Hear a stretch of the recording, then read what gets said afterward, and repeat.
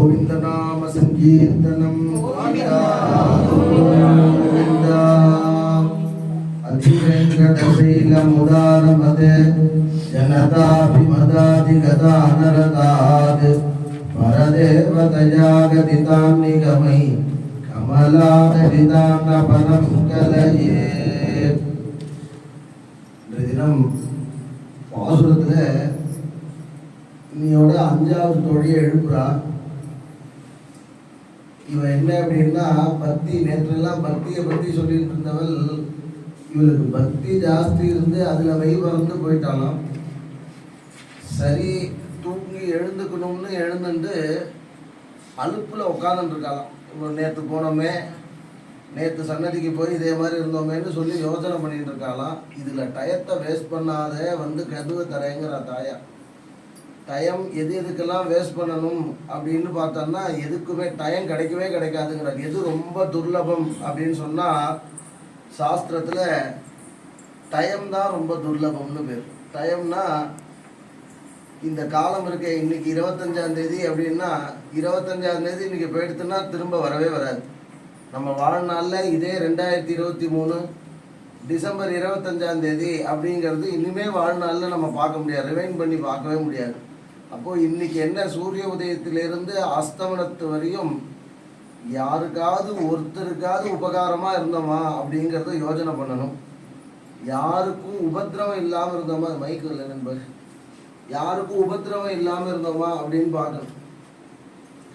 இந்த உபத்திரவம் இல்லை அப்படின்னா அதுவே ரொம்ப பெரிய விசேஷம் அப்படின்னு சொல்கிறா. அது மாதிரி சொன்ன தாயார் அவள் அப்படி எழுந்து நீ என்ன பண்ணணும், தலைமுடி மேலேருந்து கால் பரியந்தம் சுவாமி ரொம்ப பிடிச்ச புஷ்பம் ஒன்று சாத்திக்கிறான். என்னன்னா துளசின்னு பேர். இந்த துளசி மல்லிப்பூ இருக்கு, செண்பகம் இருக்கு, சாமந்தி இருக்கு. இது மாதிரி எத்தனை புஷ்பம் இருந்தாலும் அதில் துளசி இருந்தால் அந்த துளசிக்கு ரொம்ப பிரியம். அந்த துளசியை எடுத்து தான் தலைமுடி மேலேருந்து எடுத்து இத்தனை புஷ்பம் இருந்தாலும் சுவாமி தன் கையால் தொட்டு அந்த துளசியை முகந்து பார்ப்பார். அவ்வளவு துளசி மேலே பிரியமா. கஷ்டித் துளசி கல்யாணி கோவிந்த சரண பிரியே. இந்த கிருஷ்ணாவதாரம் பொழுது சுவாமி கோபிகா கீதம் முன்னாடி இந்த கோபிகை எல்லாம் வேணுகானம் பண்ணி வரவேற்கிறார். வேணுகானம் பண்ணி வரவேற்ற அத்தனை கோபிகைகளும் ஒவ்வொரு காரியமாக இருக்கா, ஒவ்வொரு வேலையில் இருக்கா. இது ஏன் இது இந்த துளசியை பற்றி சொல்லி எந்த அறிவுள்ளவா பேசுனா அப்படி இருக்கும். அறிவுள்ளவா பேசுனா இன்னொருத்தரால் பேசவே முடியாதுங்கிற. பெரிய பெரிய வக்கீல்லாம் ஒரு கவுண்டர் கொடுத்தாருன்னா இன்னொரு வக்கீலால் பேச முடியாமல் சிரமப்படுறா பாருங்க. அது ஏன் அந்த வாக் சித்தி வரணும்னா பகவானுடைய கிருபை இருக்கணும். இது ரொம்ப யாருக்கு இருக்குது அப்படின்னா ஆஞ்சநேய சுவாமிக்கு இருக்குது. அதனால தான் இன்றைக்கி ஆஞ்சநேய சுவாமியை சேவித்தா அந்த பலன்லாம் வருது. என்ன புத்திர் பலம் யசோதைரியம் நிர்பயத்வம் அரோகதா அஜாட்டியம் வாக்மடுத்வம் ச ஹனுமத் ஸ்மரணாத் பவே. ஆஞ்சநேய சுவாமி சேவித்தா அதெல்லாம் கிடைக்கிறது. அப்படி இவளை எழுப்பும் பொழுது இந்த துளசின்னு சொன்னான்னா இந்த துளசியில் அவ்வளோ மகிமை இருக்குது. சுவாமி ஆபாத லம்பினி மாலா வனமாலயத்தி கத்தியதேங்கிறார். வனமாலைன்னா ரொம்ப பிரியமாக சாத்திப்பாராம் பெருமாள். அதுபோல் துளசி மாலைன்னா பிரியமாக சாத்திப்பாராம். வேணுகானம் பண்ணி கொஞ்சம் சாதம் வச்சிருக்கு, சாதம் உலை போடணும், நன்னா கொதிக்கிறது. அந்த கொதித்த தீர்த்தத்தில் அரிசியை போடணும். வேணுகானம் கெட்டது அப்படியே விட்டு வந்துடுவான். இன்னொருத்தர் கணவன் எண்ணெய் தேய்ச்சிட்டு அவனுக்கு வெந்நீர் வச்சிருக்கா, பக்கத்தில் அவனுக்கு சுஷ்ரூஷை பண்ணி அவனை குளிப்பாட்டி விடணுமா. அப்படி குளிப்பாட்டுறதுக்காக அவன் என்ன கண்ணோட கண்ணை எரிஞ்சுட்டு அப்படி சுற்றிகிட்டே இருக்கான். வேணுகானம் பண்ணார் கிருஷ்ணன், அப்படியே விட்டுட்டு வந்துட்டான். இன்னொருத்தர் தன்னுடைய கணவனுக்கு பரிமாறின்னு இருந்தா, பரிமாறின்னு இருக்கும் பொழுது சாதம் போட்டால் குழம்பு சாதிக்கணும், வேணுகானம் பண்ணால் அப்படியே விட்டுட்டு வந்துட்டான். இப்படி விட்டுட்டு வந்தது மட்டும் இல்லாமல் இன்னும் சில ஸ்திரீகள்லாம் அலங்காரம் பண்ணிட்டு இருந்தாங்க. அலங்காரம் பண்ணிட்டு இருந்தேன்னா கணவனை விட்டு வந்தா, குழந்தையில விட்டு வந்தா, சொந்த வீடை விட்டு வந்தா. அலங்காரம் பண்ணும் போது அணிகளை மாற்றி போட்டுன்னு வந்தாலே தவிர்த்து விட்டுட்டு வரலையா. ஸ்திரீகளுக்கு சுபாவமாகவே தங்கத்து மேலேயும் அலங்காரத்து மேலேயும் ரொம்ப பிரியம். அது அப்படி அவசியம் இருக்கணுங்கிற, அது தர்மமே ஒத்துக்கிறது. ஸ்திரீகள் அப்படி இருக்கணும்னு சொல்கிறான். அந்த தர்மம் ஏன் அதை ஒத்துக்கிறது அப்படின்னா ஸ்திரீகள் அது மாதிரி இருந்து அந்த ஸ்திரீயை ஒருத்தன் பார்த்தான்னா அதுவே மகாலட்சுமி கட்டாட்சம். அது மாதிரி வரணும்னு சொல்லி இப்படி போன கோப ஸ்திரீகள்லாம் வேணுகானம் பண்ண கிருஷ்ணன் இடத்துல போறா. கிருஷ்ணன் இடத்துல போய் கிருஷ்ணனுக்கு நமக்கு ரொம்ப பிரியம், அதனால கிருஷ்ணன் நம்மளை வர வச்சிருக்கான், நம்மாலதான் இது முடியும்னு சொல்றான். அப்படி சொன்ன உடனே இவாளுக்கு கர்வம் இருக்குன்னு தெரிஞ்சுட்டான் பகவான். அப்படி கர்வம் இருக்குன்னு தெரிஞ்சோடனே கப்புன்னு தன்னுடைய திருவுருவத்தை மறைச்சுட்டான். இப்படி திருவுருவத்தை மறைச்சிட்டோன்னே எல்லாருக்கும் எல்லாம் நல்லா திதிப்பி சாப்பிட்டுட்டே இருக்கான். ஒருத்தன் திதிப்பி சாப்பிட்டுட்டே இருக்கும் பொழுது இன்னும் கொஞ்சம் சாப்பிட்டா தேவலான்னு தோன்றது. அது இல்லை, அந்த திதிப்பு இல்லைன்னா அவனுக்கு மகா கோபம் வருது. அதற்கு ஜாங்கிரி ரொம்ப பிடிக்கிறது அப்படின்னா அந்த ஜாங்கிரியை சாப்பிடணும், இன்னும் ஒன்று கேட்டானா அது இல்லைன்ட்டானா இவனுக்கு மகா கோபம் வருது. அந்த கோபம் எப்படியோ அது மாதிரி பகவான் மறைஞ்ச உடனே இந்த கோபிகைகள்லாம் ரொம்ப பயமும் துக்கமும் வந்துடுது. காடெல்லாம் தேடுறான். அப்படி தேடும் பொழுது துளசி செடி அங்கே இருக்கான். அந்த துளசி செடியை பார்த்து கஷ்டித் துளசி கல்யாணி கோவிந்த சரண பிரியே, ஏ துளசி, எல்லாரும் பகவானை கண்டு பிரியப்படுவா. ஆனா அந்த பகவானுக்கு ஒன்று மேல ரொம்ப பிரியம் அப்படின்னு சொன்னோம்னா அது உன் மேல தானே, உனக்கு தெரியாம எங்கேயும் இருக்காது. அத்தனை மாலை சாத்திருந்தா அத்தனை மாலையிலையும் துளசி இருந்தா பெருமாள் அப்படியே மோந்து பார்த்து ஆனந்தப்படுவார். அதனாலதான் பூஜைக்கு துளசி செடி இல்லாம துளசி இதழ் இல்லாம கண்டிப்பா பூஜை பண்ணவே கூடாது அப்படின்னு சொல்றான். அப்படி துளசி செடி கிடைக்கவே இல்லை, அந்த இலை கிடைக்கல அப்படின்னா அந்த அந்த தண்டு இருக்கே அதையாவது வைக்கணும். அதுவும் கிடைக்கலன்னா துளசி செடி இருந்த மண்ணால் எடுத்து பூஜைக்கு உபயோகப்படுத்துங்கிற அப்படி பிரியமா அந்த அந்த சரணத்தை சாத்திட்டு இருக்க பகவான் கும்பகர்ணனை தூக்கத்திலேருந்து எழுப்பி வதம் பண்ணானே, அந்த கும்பகர்ணன் வதமானதுக்கு அப்புறம் அந்த தூக்கத்தை ஒன்னுட்ட கொடுத்துட்டு போயிட்டானா அந்த சோம்பேறி தனத்தைங்கிற. எதுக்கு கும்பகர்ணனை உதாரணமா சொல்றான் அப்படின்னா, கும்பகர்ணன் 6 மாசம் தூங்கிட்டு இருப்பான், 6 மாசம் சாப்பிடுவான். இது மாதிரியான ஒரு வேலை உண்டு. அவனை எழுப்புறதுக்கு 100 பேர் ஈட்டி வச்சு கொடுத்தான். அப்படி 100 பேர் ஈட்டி வச்சு கொடுத்தான்னா லேசா கொசு கடிச்சா மாதிரி அசைஞ்சு கொடுப்பான். இப்போ எல்லாருமே அப்படிதான் தூங்கிட்டு இருக்கோம். யோசிச்சு பார்த்தோன்னா போதும், அலாரம் வச்சு பார்க்குறா, பெல் அடிச்சு பார்க்குறா, என்னென்னமோ வச்சு பார்த்தா கூட அசைஞ்சு திரும்ப படுத்துன்றோம். இப்படி தூக்கத்துக்காக இப்படி வேஸ்ட் பண்ணக்கூடாதுன்னு சொல்கிறான். அப்போ அந்த கும்பகர்ணன் அப்படி கொடுத்துட்டானா நாம் போய் பகவானை பாட வேண்டிய சமயம் இல்லையா. ஒரு கால் பகவானே சாட்சாத்காரம் பண்ணிட்டான்னா, நேரடியாக தரிசனம் கொடுத்துட்டான்னா, அந்த பகவான் நமக்கு கொடுத்துட்டான்னு கர்வம் வந்ததுன்னா உடனே போயிடுவோம். அந்த சாட்சாத்காரம் பகவானை பார்த்த புண்ணியத்தோடு சேர்ந்து பகவான் அபகரிச்சுன்றான். கர்வம் எப்பயுமே கூடாதுங்கிற. ஒருத்தன் எப்படி இருக்கணும்னு சாஸ்திரம் சொல்லி கொடுக்குறது. எப்படி இருக்கணும் அப்படின்னா, அதிகமாக ஒருத்தன்ட்ட குணம் இருந்தால் அவன்கிட்ட குணத்தை கற்றுக்கணும். அவன் வயசில் சின்னவனாக இருந்தாலும் பெரியவனாக இருந்தாலும் அவனை போய் அண்டி நாடி தெரிஞ்சுக்கணும். இன்னைக்கு இன்னொருத்தர் சொன்னால் கேட்கறது இல்லை அப்படின்னு வச்சுக்கிறோம். ஒருத்தருக்கு கஷ்டம் எப்போ வராது அப்படின்னா, இந்த 3த்தையும் கடைபிடிச்சா கஷ்டம் வராது. நம்ம விட ஒருத்த குணத்தில் கம்மியாக இருந்தால் அவனை எப்படியாவது மேலே கொண்டு வரணும்னு பார்க்கணும். அவன் இனிமேல் மேலேயே வரக்கூடாது, நம்மளே மேலே இருக்கணும் அப்படின்னு நினச்சான்னா பகவான் ஒரு நாள் இவனையும் சேர்ந்து அந்த இடத்துல தள்ளிடுவான். அதனால அது போல இருக்கணும். சமமாக ஒருத்தர் இருந்தான்னா அவனோட எப்போவுமே சக்கியம் கொள்ளணும், அவனுடைய நட்பு வைத்து கொள்ளணும், எப்போவுமே சண்டை போடக்கூடாது. இப்படி இருந்தால் என்ன அப்படின்னா, ந தாப்பை ரபி பூயதே, கஷ்டங்கிறது வாழ்க்கையில் வராது. அசூயையும் பொறாமையும் இல்லைன்னா எப்படி கஷ்டம் வரும்? அந்த அசூயையும் பொறாமையும் படக்கூடாது. பகவானுடைய கிருபையை தான் நாடி இருக்கணும். அது மாதிரி இருந்து நீ கதவை கூட திறக்க வர மாட்டேங்கிறியேங்கிறா. இது போய் திறக்கணுமா அப்படின்னா பாகவதால நிந்திக்க கூடாது. பக்தர்கள் வராலே இப்போ மக்களுக்கெல்லாம் சரியா தெரியறது இல்லை. இதெல்லாம் திருப்பாவை படிச்சா தெரியும். நிறைய எல்லாரும் சன்னதிக்கு வருவா அத்தனை பேரும் பாகவதாதான்.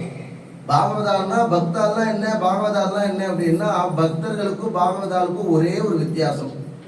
பக்தால்லாம் தான் பக்தி பண்ணி பகவான்கிட்ட ஸ்தோத்திரம் பண்ணி பகவானை நினைச்சு பாடுறது, பகவானை ஸ்தோத்திரம் பண்றது, இப்படிலாம் பண்ணுவா. பாகவதால்லாம் தான் அனுபவிச்சதை இன்னொருத்த சொல்லி அவளையும் பக்தி பண்ற மாதிரி பண்ணிடுவான். இது பகவான் எப்பவுமே சந்தோஷமா இருக்கானே, அதுக்கு காரணம் என்ன? பக்தைர் பாகவதை சகா.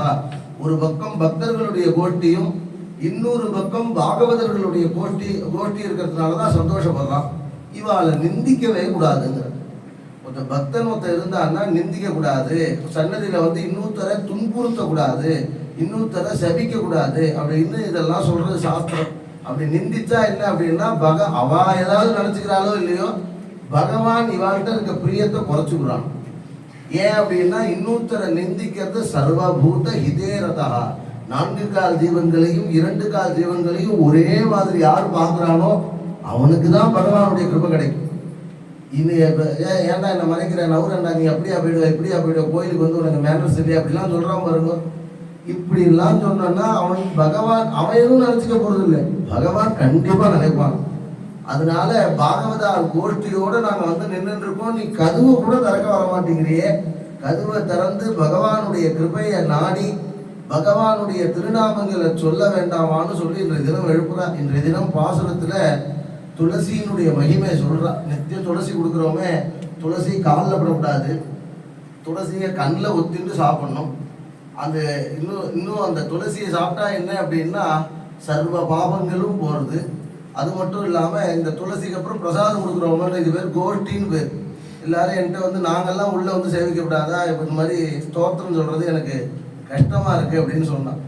இது எதுக்கு இந்த ஸ்தோத்திரம் சொல்கிறதுன்னா, இந்த கோஷ்டி பொழுது பகவத் ஸ்மரணத்தோடு சாப்பிடணும்னு சுவாமி தேசிகன் வச்சிருக்காரு இந்த ரூலை. அதாவது இந்த தீர்த்தம் ஷடாரி வாங்கிக்கும் பொழுது இது பகவானுடைய திருவடியை அலம்புன தீர்த்தம், இது பகவானுடைய திருவடி, இது பகவானுக்கு அர்ச்சித்த துளசி, இது பகவான் திருவமுது செய்த பிரசாதம் அப்படின்னு சொல்லி சாப்பிடணும். எச்ச பண்ணி சாப்பிடக்கூடாது, தூக்கி சாப்பிடணும், உட்காந்து சாப்பிடணும், பேசிட்டு சாப்பிடக்கூடாது. இந்த சமயத்துல பகவானுடைய கிருபையை மட்டுமே நாடி பண்ணணும். அப்படி பண்ணாதான் ஆஜன்ம கிருத பாபானாம் பிராயஷ்சித்தம் தினே தினேன்னு இருக்கு. அதனாலதான் அந்த சமயம் பகவானுடைய ஸ்தோத்திரங்களை சொன்னா அந்த தீர்த்தமும் ஷடாரியும் வாங்கிக்கும் பொழுது நீங்க நினைக்கிறீங்களோ இல்லையோ அந்த காதுல வந்து கேட்கும் போனோம்.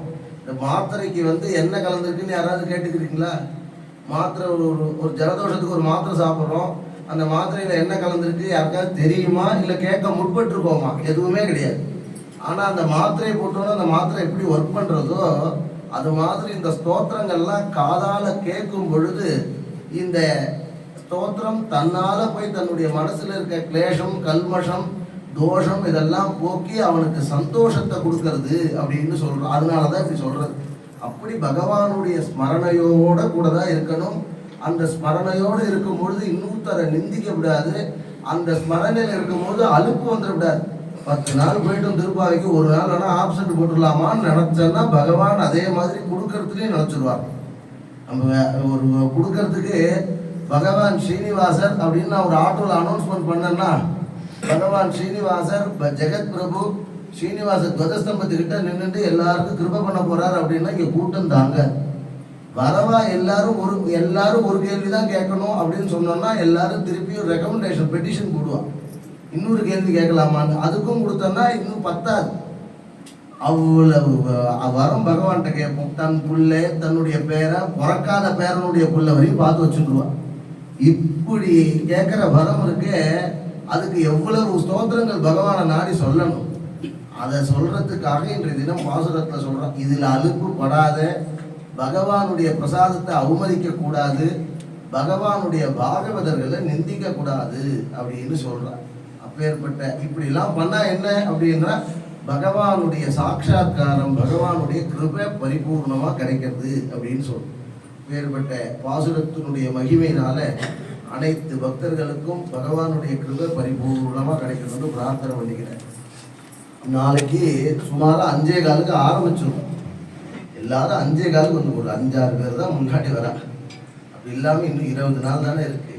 10 நாள் ஓடியே போயிட்டு 10 நாள் ஆகிடுதான் இருக்கு. அதனால இருக்கிற டயத்தை உபயோகப்படுத்திட்டு ஒருத்தர் எனக்கு படிக்க தெரியாது அதனால தான் வரலன்னா படிக்க தெரிய வேண்டிய அவசியமே இல்லை. இது சம்ஸ்கிருதம்னா ஒருத்தர் நேற்று நான் ஹோம் பண்ணிட்டு இது சம்ஸ்கிருதம்னா இது தமிழ்.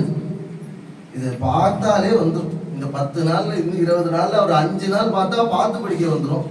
இன்னும் 5 நாள் பார்த்தா பார்க்காம சொல்லவே வந்துடும். அது ஒரு இது பகவானுடைய திருநாமங்கள் இருக்கிறதுனால வாக்குல ஆட்டோமேட்டிக்கா வந்துடும். எல்லாரும் சொல்ற மாதிரி 5:30 உங்களுடைய சௌரியத்துக்கு தான் 5:15 வச்சிருக்கு.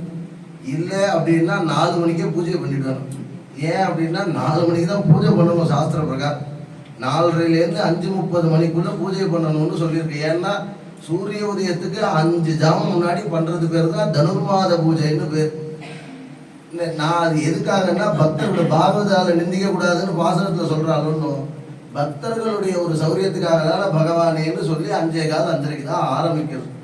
அதனால அதுக்கப்புறம் நிறைய காரியம் இருக்கு எங்களுக்கு.